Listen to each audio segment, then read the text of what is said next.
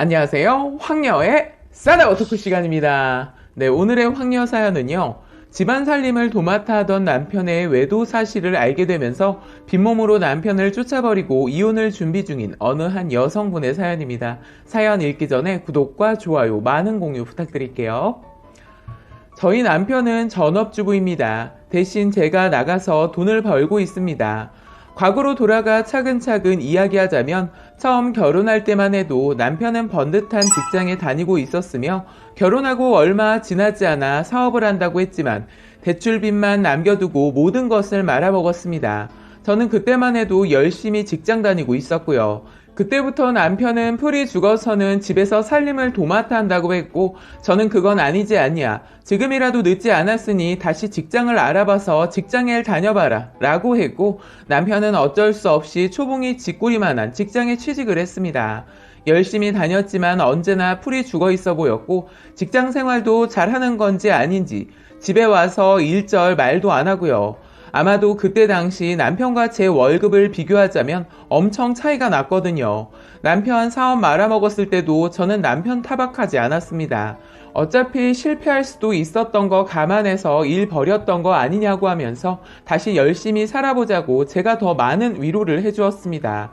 몇 개월 사이 1억 가까운 돈을 날려버렸으니 본인도 상심이 컸을 거라 생각이 듭니다. 그렇게 1년 반의 직장 생활을 하던 도중 제가 임신을 하게 되었습니다. 생각보다 조금 더 빨리 생긴 아기였지만 저희에게는 축복처럼 느껴졌고 남편도 많이 밝아지는 듯 했습니다. 저는 막달까지 일하다 육아휴직을 하고 복직을 해야 하는 시기가 다가왔습니다. 저희 친정 부모님은 멀리 살고 계셨기 때문에 저에게는 큰 도움을 주실 수 없었고 엄마께서 아이 태어나고 산후조리할 때만 와 계셨습니다. 그렇다고 저희 집 근처로 이사 오실 수도 없던 상황이었는데 아버지 일이 지금 살고 계신 곳에서 벗어나질 못하는 상황이라 이사는 생각조차 안 했었고요. 저희 시댁은 저희 집에서 그리 멀지 않은 곳에 있지만 저희 시어머니는 일절, 저희 아이에 대해서는 관심도 없던 분이셨어요. 본인 사무 보시느라 바쁘신 분이라 제가 먼저 부탁 한번 드리려고 해봤지만 먼저 선수 치시곤 난 너 복직해도 애 못 봐준다. 그냥 도우미를 부르던지 어린이집을 빨리 알아보던지 난 애는 절대로 못 봐. 라고 못 박아 두셨기 때문에 방법이 없었습니다. 어떻게 해야 하나 고민을 해보았는데 남편이 먼저 말을 하더군요. 본인이 집에서 아이를 본다고요. 한마디로 전업주부가 되겠다는 입장을 내비쳤습니다. 예전에 사업 말아먹었을 때도 그 말이 나오기는 했지만 그때는 아이가 있었던 것도 아니기 때문에 일을 안 다닐 수 없었던 남편이지만 이제는 어떠한 명분이 생겼기 때문에 본인의 의견을 내비쳤습니다. 저는 처음 남편 말에 반대한다고는 안 했지만 나 혼자 외벌이를 해야 하는 건 아니지 않나 싶었습니다. 그러나 저보다 쥐꼬리만한 월급 받는 남편이 그대로 회사에 나가고 제가 일을 그만두어야 한다면 아마도 저희 집은 많이 쪼들릴 게 뻔한 상황인지라 할 수 없이 남편의 말에 동의를 하게 되었습니다. 그리하여 저희 집 가장이 제가 되어버리고 남편은 가정주부가 되어버렸지요. 그렇게 남편은 집안일을 열심히 하고 저 집에 오기 전에 저녁밥도 딱딱 차려놓고 정말 열심히 하는 모습에 너무 고맙기도 하고 이런 게 남편 적성에 딱 맞는 것이었구나 싶었습니다. 저도 집에 오면 남편 다른 집안일 할 동안 아이와 시간을 보내고 아무런 문제 없이 저희는 행복하게 지내고 있었습니다. 아마도 저만의 생각이나 착각이었나 봅니다. 그렇게 시간이 흘러 현재까지 저는 밖으로 남편은 집안에서 살림을 하며 아이는 벌써 5살이 되었습니다.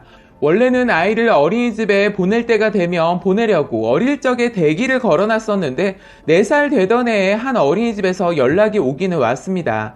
그런데 남편이 급구 반대를 하더라고요. 아직은 너무 이른 시기라 5살이나 되면 보내는 게 어떻겠냐고요. 남편이 아이를 잘 돌보기는 합니다. 그렇기 때문에 남편 말에 무조건 반대를 할 수는 없었고 남편만 힘들지 않다면 그렇게 하라고 해서 아직까지 남편이 아이를 돌보고 있었습니다. 그러면서 5살 되기 전에 아파트 단지에 있는 미술학원에 보내기로 해서 현재까지 그곳에 보내고 있었네요. 피아노와 미술을 같이 배우는 곳이고 특히 걱정이 덜 갔던 것은 단지 내에 있는 것이라 더욱 안심이 갔습니다. 또 아이가 무척 좋아하기도 했고요. 그렇게 지금까지 다니던 중에 정말 저희 가정이 엄청난 사건이 터지면서 현재 남편과 대판 싸우고 별거 아닌 별거를 하는 중입니다. 아이에게는 너무나 미안하고 그 지저분한 인간을 믿고 지금까지 살아온 제 인생이 너무 불쌍하게만 느껴지네요. 이 모든 사단의 시작은 남편이 외도를 했기 때문입니다. 저는 남편이 바람을 피고 있는 줄은 꿈에도 몰랐으며 상상조차 하지 않았습니다. 깔끔한 성격에 집안일 또한 훌륭하게 해내고 집안 살림 흐트러진 것이 없이 완벽한 사람이었기에 저는 처음 그 사실을 알게 되었을 때 믿기지 않았습니다. 처음 알게 된 계기는 딸아이 때문에 알게 되었으며 제가 딸아이의 말을 듣고 그냥 넘어갔다면 아직까지 눈치 못 채고 있었을 것입니다. 얼마 전 딸아이가 퇴근하고 온 저에게 엄마는 왜 맨날 같이 없어? 선생님 말고 엄마가 있으면 좋겠어. 이런 말을 하길래 저는 학원에서 선생님이랑 보내는 시간이 있으니 아이가 그렇게 느끼는 거구나 싶었습니다. 엄마는 나가서 우리 예슬이 맛있는 거 사주려면 일해야지. 주말에 엄마랑 같이 놀자. 알았지? 근데 아빠랑 선생님이랑 맨날 같이 있어도 예슬이는 좋아. 이런 말을 하는 겁니다. 그래서 이건 뭔가 이상한 느낌이 들어서 다시 물어봤습니다. 예슬아, 아빠랑 선생님이랑 왜 맨날 같이 있어? 예슬이가 선생님이랑 같이 수업하는 거지. 라고 하니 딸아이는 그게 아니라 아빠랑 선생님이 맨날 같이 있는다고 그렇게 계속해서 말을 하는데 뭔가 이상하게 들렸어요. 딸아이가 그냥 잘 몰라서 하는 말이 아니라 정말 빽빽 소리를 지르면서 말하니까 그냥 넘어가면 안 될 것 같다는 생각이 들더군요. 그래서 저는 저녁 먹고 남편에게 모른 척하면서 물어봤습니다. 자기야, 예슬이 학원은 어때? 잘 다니는 거 맞지? 좋아. 근데 그 선생님은 어떤 거 같아? 나이가 우리 또래 같아 보였나? 선생이야 좋지. 나이는 우리보다 몇 살 더 위일 거야. 아, 그래? 나이 많은 건 어찌 알았대? 알긴 뭘 알아. 그냥 딱 보면 그렇게 보인다는 거지. 이렇게 남편과는 짧은 대화를 마쳤는데 저는 뭔가 이상한 느낌이 감돌았습니다. 평상시와 다른 남편의 경직된 모습도 이상했고 특히 딸아이의 말이 자꾸만 신경이 쓰이더라고요. 그래서 저는 며칠 후 남편 몰래 하루 반차를 냈습니다. 그리고는 아무 연락 없이 집으로 다시 돌아왔고요. 집에 와보니 집에는 아무도 없었고 시간을 보니 딸아이 미술학원 끝날 시간이긴 했습니다. 그런데 집에 없는 남편을 보니 혹시 마트라도 갔나 싶어 전화를 걸었습니다. 신호음만 몇 번 울리더니 바로 음성사서함으로 넘어가더라고요. 그리고 계속해서 여러 차례 전화를 걸었습니다. 몇 번 더 걸었는데 그때서야 전화를 받더라고요. 그래서 저는 물어봤습니다. 자기 뭐 하길래 전화를 안 받는 거야? 뭘 하긴, 집에서 화장실 청소하고 있었어. 그런데 정말 남편이 전화를 받는데 주의음을 들어보니 울리는 소리가 꼭 화장실에서 있는 것 같이 들리기는 했습니다. 그러나 분명 저희 집 화장실은 아니었습니다. 저는 직감적으로 이 사람이 나에게 무언가를 숨기고 있는 것이 확실하다고 느껴졌고 저는 곧바로 전화를 끊고 밖으로 나갔습니다. 밖으로 나가니 놀이터에는 아이들이 뛰어놀고 있었고 그 아이들 속에 저희 딸아이가 뛰어노는 모습이 보였습니다. 저는 이 사람이 애랑 놀이터에서 놀면서 화장실 청소를 한다고 했나 싶었고 바로 놀이터 주변을 보니 남편은 보이지 않았습니다.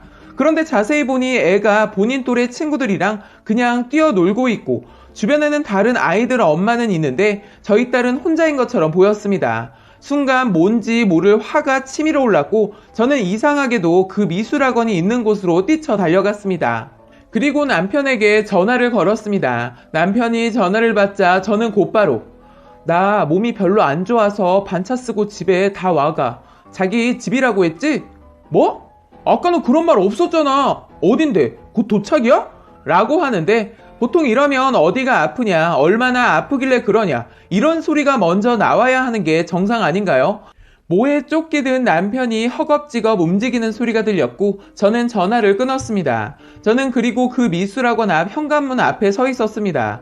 정말 아니길 바랬지만 잠시 뒤 미술학원 현관문 열리는 소리가 들렸고 그곳에서는 남편이 나오는 모습을 보았고 문 앞에서 나오는데도 둘이 아주 쌩 지랄을 하면서 집에서 나오더군요.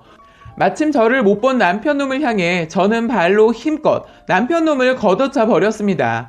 그 둘은 그대로 현관 안쪽으로 넘어지고 말았고 그 선생녀는 기가 찰 정도의 옷차림으로 자빠져 있었고 남편은 머리가 헝클어져 누가 봐도 개짓하다가 나온 것처럼 보였습니다. 두 사람은 순간 얼음이 되어버렸고 저는 눈에서 눈물이 넘쳐 흘렀습니다. 저는 그 선생님 발로 연신 밟아버렸고 아무 말도 못하는 그년을 뒤로 한 채 남편 놈 멱살을 잡고 그대로 밖으로 나갔습니다. 남편은 그만 놓으라고 지랄을 했지만 저도 화가 나서인지 저도 모를 힘이 샘솟아 고래고래 소리 지르면서 놀이터 앞까지 나왔습니다. 저와 남편을 본 놀이터에 있는 엄마들이 저희를 보고 수군거리기 시작했고 저는 다 들리는 소리로 이 개만도 못한 새끼야, 애를 내버려두고 학원 선생이랑 그 짓하고 있으니까 좋냐? 이 쓰레기 같은 놈아, 너 얼굴도 못 들고 다니게 할 거고 그녀는 여기서 학원 못하게 다 까발려줄 거야, 알았냐? 남편은 잘못했다고 빌었지만 저는 그 지저분한 일 저지른 남편 놈 뒤로 한 채 저희 딸 데리고 집으로 들어와 버렸습니다. 그리고 현재 저는 회사에 휴가를 내서 친정 집으로 와 있는 상태입니다.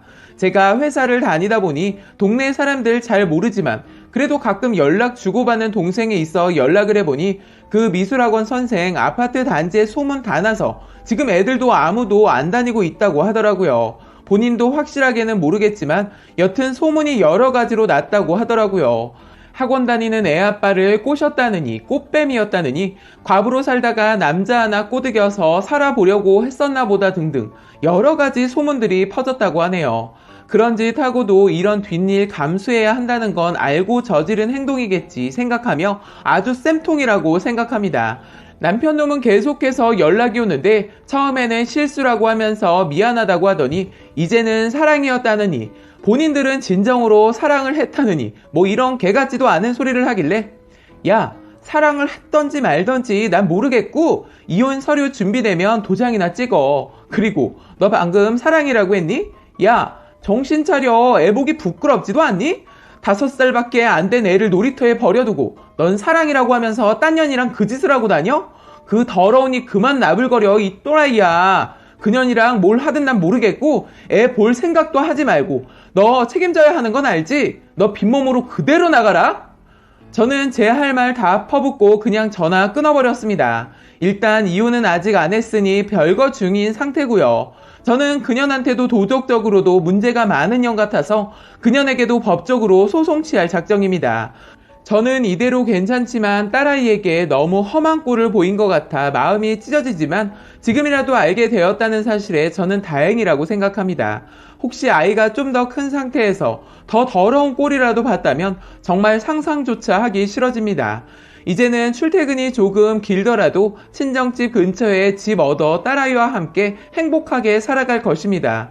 저도 평범하게 살다가 이런 일을 겪다 보니 사람에게는 언제 어디서 무슨 일이 일어나게 될 줄 모른다는 것을 다시 한번 깨닫게 되었네요. 앞으로 살아가면서 또 어떠한 일이 저에게 생길지는 모르겠지만 이런 일도 겪어봤으니 정말 두려움 따위는 생기지 않을 것 같아 보여집니다. 라고 사연 올려주셨습니다. 오늘의 사연 여기까지였고요. 많은 공유와 여러분들의 생각이나 느낀 점이 있다면 댓글로 표현해 보시기 바랍니다.